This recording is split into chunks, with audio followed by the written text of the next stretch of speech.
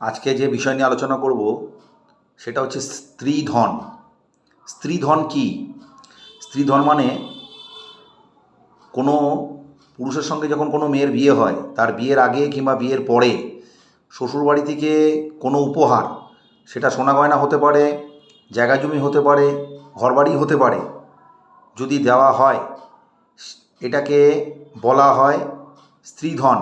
মানে শ্বশুরবাড়ির তরফ থেকে যদি কোনো রকম কোনো কিংবা আত্মীয় স্বজন যদি সেই বউকে কোনো রকম সম্পত্তি দেয়, সেটা সোনা গয়না জমি জমাও হতে পারে, সেক্ষেত্রে কিন্তু স্ত্রীধনের অধিকার সম্পূর্ণ সেই মেয়ের।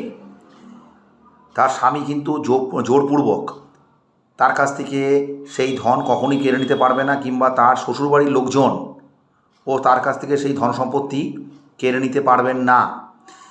যদি কোনো কারণে ডিভোর্সও হয়ে যায়, সেক্ষেত্রে স্ত্রীধন কিন্তু আপনার শ্বশুরবাড়ির লোকেরা কিংবা তার স্বামী বউয়ের কাছ থেকে ডিমান্ড করতে পারবে না।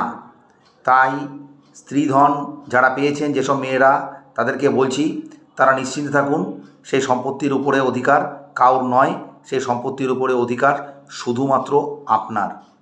এটা মনে করে রাখবেন।